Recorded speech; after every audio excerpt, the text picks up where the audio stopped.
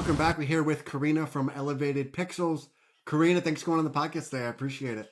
Yeah, of course. Thanks for having me. Very excited to dive into your expertise of film and your entire business. So, yeah, thank you. I appreciate it. So, I feel like when a lot of people get in front of the camera, especially for the first time, they're very nervous. They might be a little jittery. How do you make sure your clients feel comfortable on camera? I want them to know that it's a natural situation. And, it's like when someone's directing, you have to have a kind of like a team to do it right, especially to make people feel comfortable because it's like, hey, I'm looking at you on the camera. You don't see what I see. Yeah. It's like, I'm going to make you look good. Just have to be directed, things like that. And it's like, I'm here. I'm the professional. I'm going to make you look good. So you make sure they're all those nerves and those other things of like, do I look good? Do I sound good? Is all covered so they can just focus on, talking or acting or doing those type of things. Yeah, and like I'll even talk to them and speak to them and be like, hey, like, or if I'm doing an interview, I'll just be like, hey, I'm just gonna ask you like these questions. If they're like, what do you mean? I'll just be like, just what do you do on your daily life? Or if they don't know how to answer a question, I'll give them examples and they'll be like, oh, okay, like that makes sense. Sometimes it's more about telling a story and people don't really know that. So it's like, I just try to make it as smooth as possible for them to understand that. And they're like, oh, okay, like that makes sense. And how is them kind of going about it, telling a story, different than them just reading a script or doing like the stereotypical stuff you see, for like filming wise. Like, where's that like mindset shift between like taking your client where they are to them having them understand like that they are sharing their story, like they are kind of giving or like painting a picture for the viewer.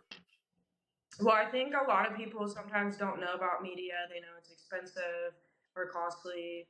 They don't really know anything about it. So I try to make people feel like it's going to work about their brand. There's different levels to brands. Not everybody has, it's not necessarily about what the money you're spending, it's what the money you're spending on, right? Because you have me that will create those commercials, but then you might have a larger company that I give the, video to, and they're the ones who run the ads. So it's a lot of time educating people and getting them to understand that it's more or less running ads. There's certain ways to do sales funnels, and I think the more you know, the easier it is. And sometimes a lot of people just don't know that. A lot of stuff on education, I think with anything. Yeah, no, for sure. And I feel like getting into the content game of like any type, a lot of businesses or just like people in general, it's very new for them. They know how to run their business, but they have a hard time kind of telling their story on camera and like getting it out there for the public to know who they are. It's like, this is, I don't know if this is like a weird example, but it's kind of like going to the dentist. A lot of people are so afraid to go to the dentist, right? But it's like once you go, they really educate you on why you need to go to the dentist or how it could, like, it's not good for your teeth or it could push your teeth. And then you're dealing with more money later, things like that. You know what I mean? It's more just like educating somebody on anything to get them to understand it. Yeah.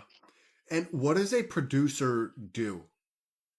A producer, I look at it more of like a business aspect of someone that knows business.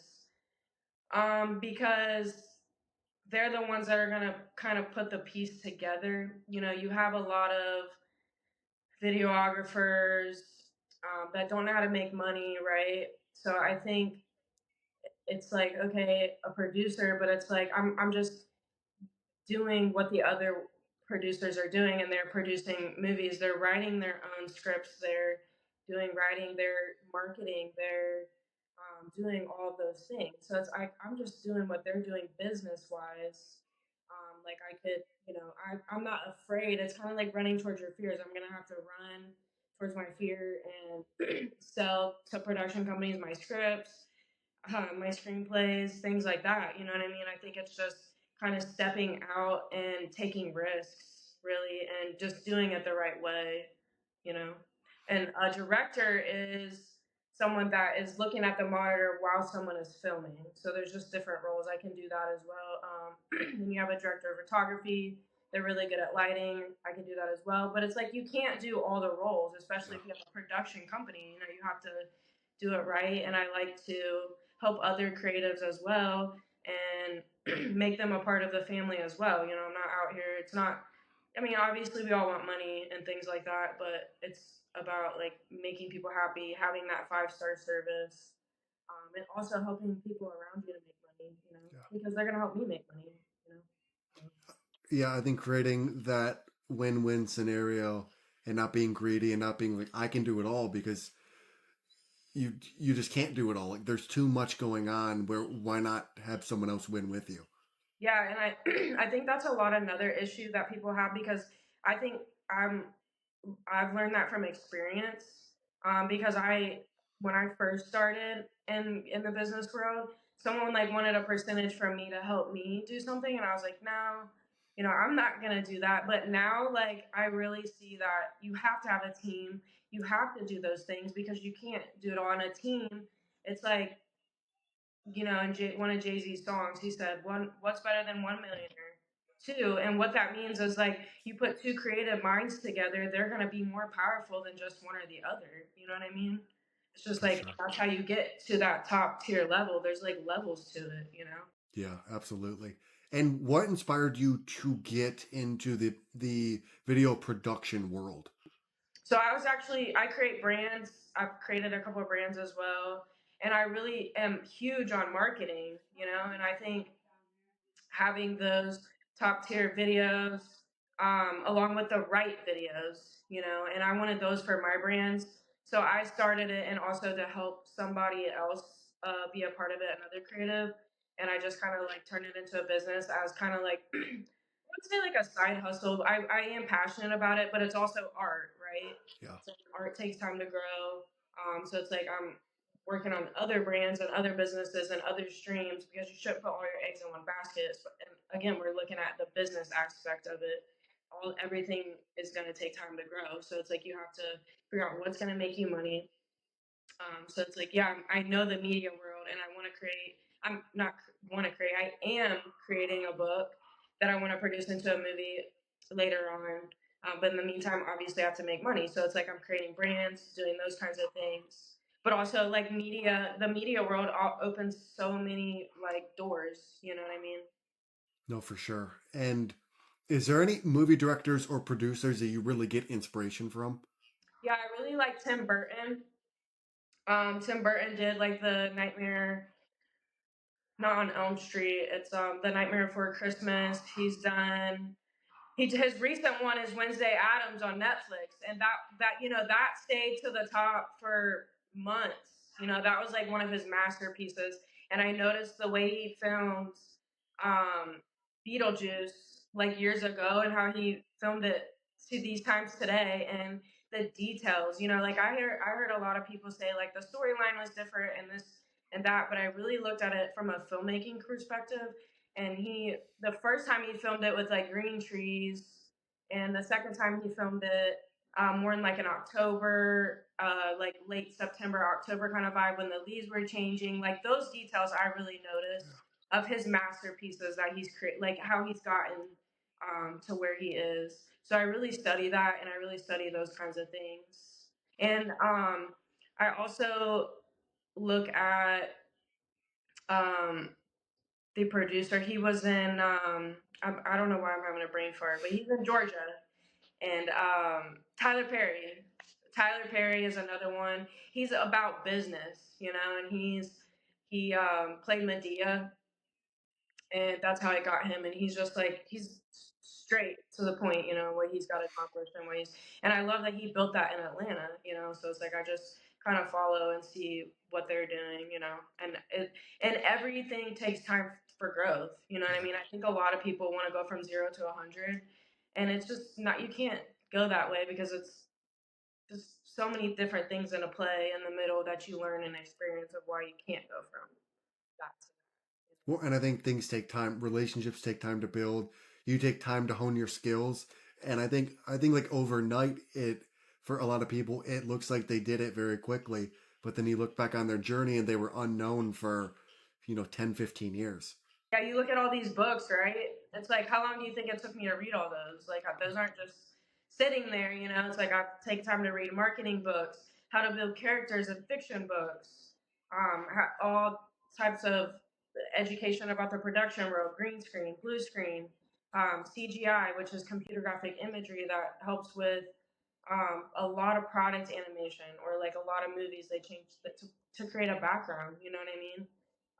And it's like I sit and day in and day out, and I'm okay with that, you know, Yeah.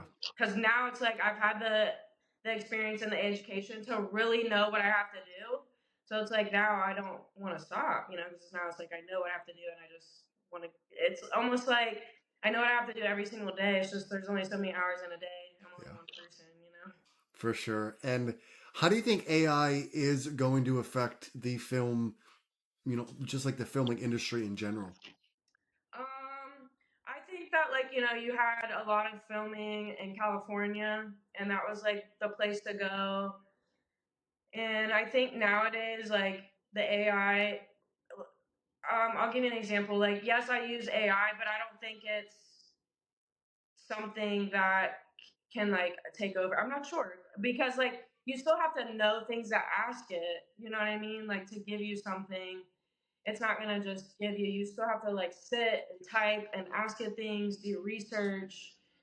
But like I said, you know, I think it helps other people in other cities to be able to be at that top tier level of what they're creating. You know, I don't think you need all the fancy equipment. It just depends on what you're creating. Yes, you do. Like, if you're using high computer graphic imagery, or certain things, yes, like it is needed. But I'm saying it's kind of like a car. It's like if you have one car that has roll windows and another car that has like automatic windows, Yeah. right? Like, you can still accomplish a lot here if you have a lot more, but then you can it'll be just easier. Do you know what I'm saying? You can still accomplish those things. Do you think we'll ever see a movie fully produced by AI? I think it would take another like 5 to 10 years, 20 years to really develop it. You know, like you're starting to see it come out. You have like these funny memes and things that people are creating on AI, but it's still not, you know, I don't know. I think it would still take time to perfect the characters on the AI, Yeah. you know, and things like that. Honestly, that's my opinion. I don't think it can bring to the human capacity level, but I think it can help. Like I said, it can help you, the other people in other cities, be able to do the things that were limited in cities before. You know what I mean? I think I'll say that. And with movies today, what do you think the worst thing is about them, and how do you think they can be improved? I don't think there is anything worse, or because, you know, I don't know. I think I know a lot of like research on like books and history. So like when something comes out, I'll be like, oh, that was from that book. You know what I mean? I'll be like, I can't wait to watch that and see how they turned it into a movie. Um, I think people don't know education of things, or like history wise. Like I'll know something about history and I'll see a movie come out and I'll be like, wow, like that's a really good piece of how they're showcasing history, you know? Or like Beetlejuice, like again, like I had said, people were saying that that was kind of, oh, the storyline and this and that, but honestly, like he was just recreating that even better than what he did before. You know what I mean? It was something fun to watch, theatrical, just like we love to go to plays and watch those kinds of things. You know what I mean? And then you have like Mission Impossible, that was really good. um, Final Destination, like, was so very. All those are very anticipation. The one that just came out. Then you had like Barbie. You know, like that was a hit. Like Barbie was a hit. Um, so I don't really think. I think you're gonna have all different tiers of movies, TV shows, and it's like, you know what? Just let those people create and let those things gravitate towards what's gonna gravitate towards you. Do you know what I'm saying? Like, so Yeah. I don't think there's anything like bad or good. I think it's like media is so big, and it's like just let people do what they do and gravitate where it gravitates. I think a lot of people today are so complaining about like, oh, this isn't for this person or this isn't for that person. But it's like, but it is for some people. Maybe it's not for you or it's maybe not for them. But just go what works for you. You know what I mean? Yeah. I have two more questions for you. If you could have dinner with two people, one person from the past and one person from the present, who would it be and why? Um, if I was to meet with someone from the present right now, it would be Emma Grede. She was on Shark Tank, and she actually helped Kim Kardashian start Skims, and she started Good American, and she actually is a part of this other brand now that this other girl she creates this clothing for. It's like refurbished football apparel Okay. or like sportswear. She like recreates it into like fashion. You know what I mean? And I just like love her vision and how she helps like a lot of different brands. And like I'm a brand person. You know, like I create brands and things like that. So like I would love to just be a part or just even just sit down and talk to her and like let her because I've seen her journey before. She's went through really rough times. And it's like I feel that, you know, it's like nice to connect with people and kind of see what they're going through to hear their education and maybe like apply it to your life. If I was to meet with somebody from the past,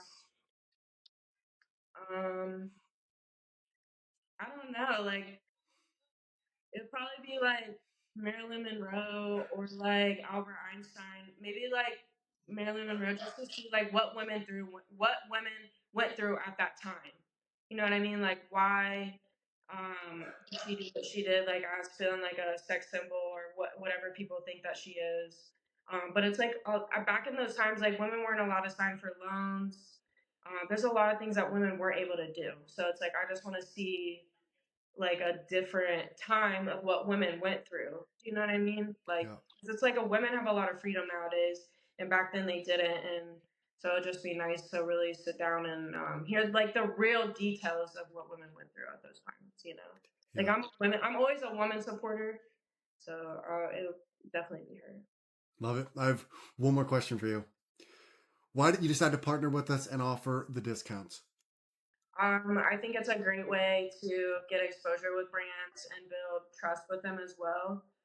Um, to show like, again, media is expensive, so it's like I want to show people that like to build a relationship with them, and show them that we can create and give back and to businesses, you know what I mean, and try to bring them customers or whatever they're looking for, you know what I mean, or exposure or whatever that is. Yeah. No, for sure. And those are the questions I have for you, Corrina. How can people find you? And what is one thing you want to leave people with? um How can people find me? Yeah. I am all over social media. I'm a little private, so you're gonna find me through creating my book, something I'm gonna produce, through my businesses, or you're gonna meet me through somebody. You know what I mean? Or you might slightly meet me out. I typically am very private. I like my private people, but I'm always willing, just business wise things. Yeah. What do I want to leave people with? Um, the glitz and the glamour is not, business is real life. You have to really work hard to get what you want. You have to study, you have to educate, you have to go through things, um, and just be yourself, instead of trying to be. Social media is very exhausting. You have to go the old school way. You have to go the old school way to do things. Go out, meet people, go out, meet the right people, go to the right types of events, build relationships with people, For sure. Well, Corrina, thanks for coming on the podcast. I appreciate it, and I think your knowledge and your expertise is very valuable. So thank you for sharing that. Yeah, for sure. Thank you for having me.